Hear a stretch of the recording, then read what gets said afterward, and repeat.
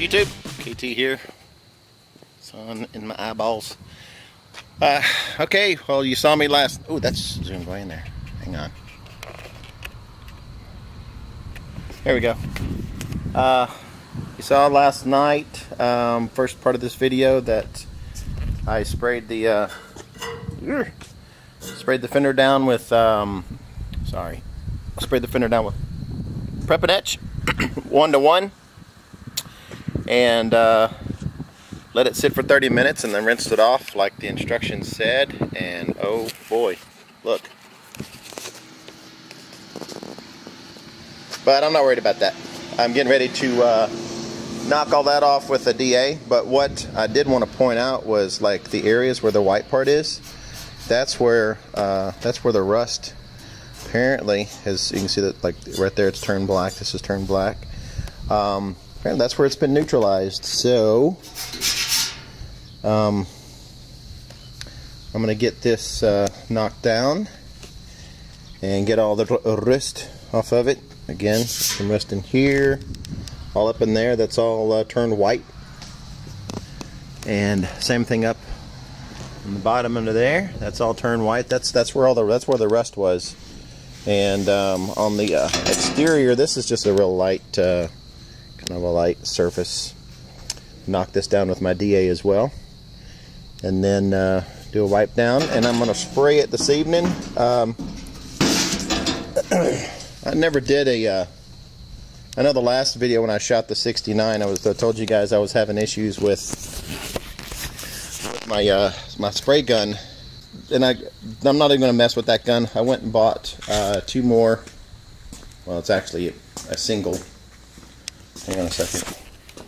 All right, another Harbor Freight special here. I think this was $47. That other gun I paid $30 for. And I'm going to open this up in a little bit. I'll probably do a separate unboxing video just because. But the other gun that I bought, the purple ones, the ones that are all purple, come in I believe a 9 and a 12, or 6 and a 12. And the 12 is the more expensive one. I think it's like $30. That's the one I paid for. And I didn't use it forever. I didn't use it for a long time. I would say probably a couple of months by the time I got ready to shoot. And when I did, I took it out of the package. And when you take the ring off and you pull the tip, that collar in there that actually holds the spray nozzle was just they had tightened the living shit out of it. And I was barely able to get it loose, and when I did, I realized that they had cross-threaded it or had over-tightened it and actually stripped the threads. So that gun hasn't been right since day one. As a matter of fact, it's right here. It hasn't been right since day one. And I don't know if it's going to show up or not, but get out here. Focus. But those threads are messed up in there, and that's from day one. I mean, that's the first time I took this gun apart. Hadn't even gotten it wet and took it apart, and that had they had screwed that in and either cross-threaded it again, cross-threaded it or stripped it out. And I almost never got this thing out, and the couple of times I've used it, it's been a pain in the ass, because it just isn't it doesn't come in and out too easy. So went and bought me another one. This was the $30 one, so I went and bought this kit here. And and the thing about it too is it's got the small 6-ounce cup, I think, or 4-ounce cup. It's got the small 4-ounce cup, and that'll be perfect because I'm just going to shoot one fender tonight. So instead of messing up a big gun and a larger cup, I'll just do the smaller one, put a few ounces in it, and be done with it. So I'm going to try to do just one fender at a time instead of getting everything ready and try to do a big spray like I did on my 2 fenders before. Okay, I'll check back in when I get this knocked down and presentable, and we'll see you then.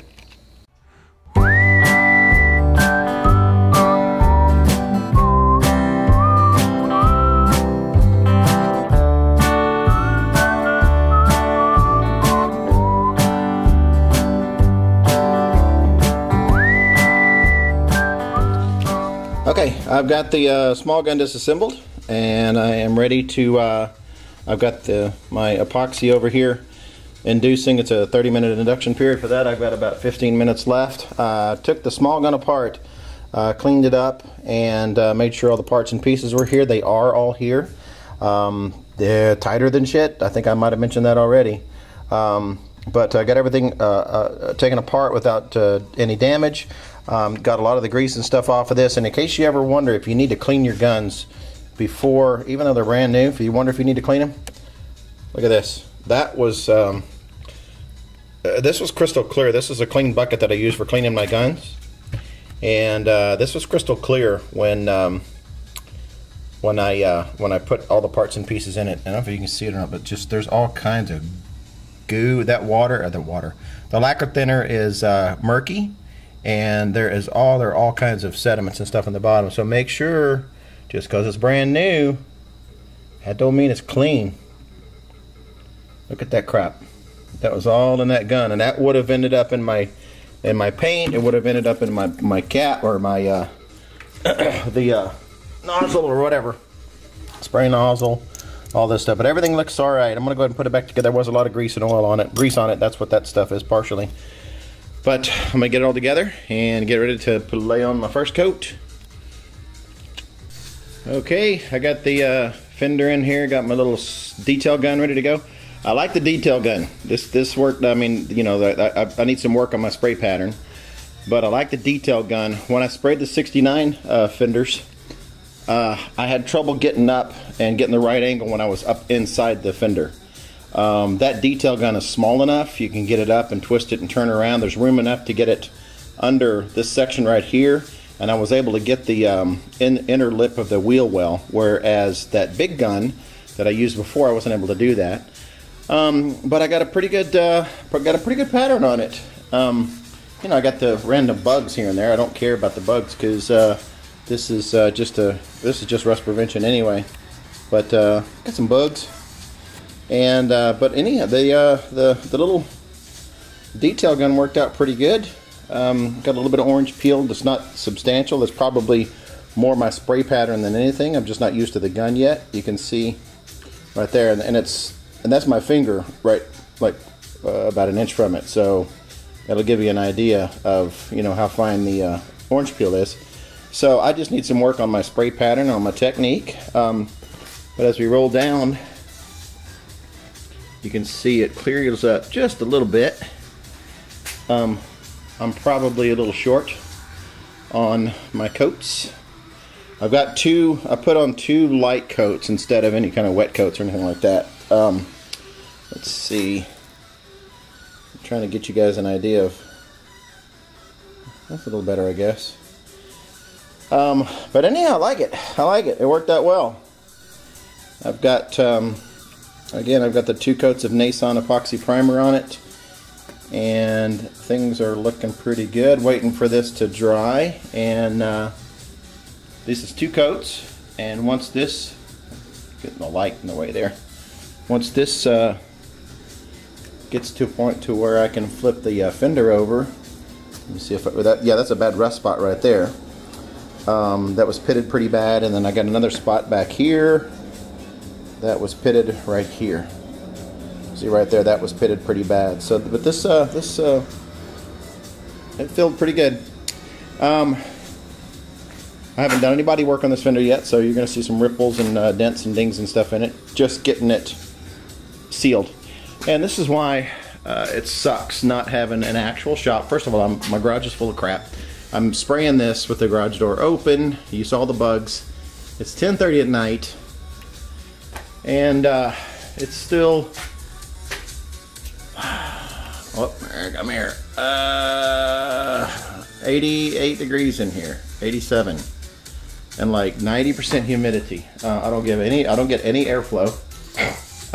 This is western exposure out here, and this is the last part of the house that gets sun.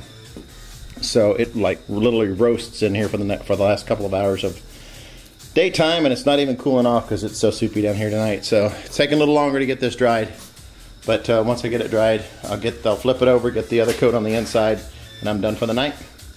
But I just wanted to show you guys the fender number 1, and on to fender number 2.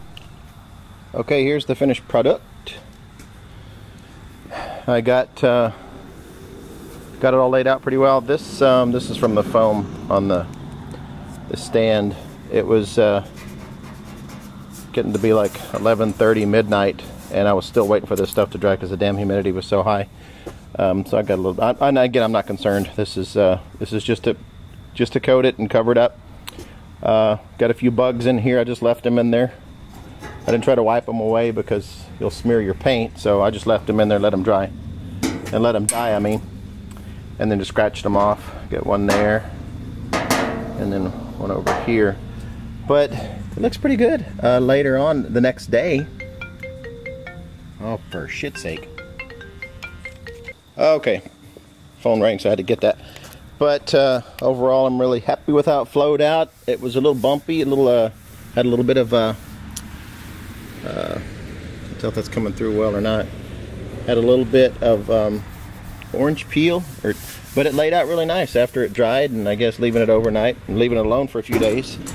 And on the inside, I need to, yay, look at that.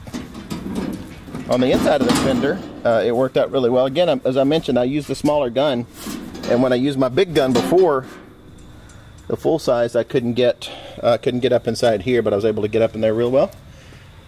So I won't have to hit it with a rattle can, and everything laid out pretty nice. Obviously, I didn't do this up here because this is going to get a patch. It's going to get a patch, but anyhow, that's it. Got it sprayed inside and out, and I need to get rolling. The guy that just called me, I'm borrowing his trailer. I've got a flip that I'm looking at, and I'll be picking it up this weekend. So that's it. Maybe a little bit light right here, but I'm not too concerned about that. But overall, it's in decent shape, and it actually straightened out pretty well. They had a ton of filler on this Fender for, let's see if I can find it. If you look right down, right there's two little dimples right down in there. I mean, they're tiny too, and they had 1/4 inch of filler on that. But it came out well. One down, one to go, and a hood. Adios.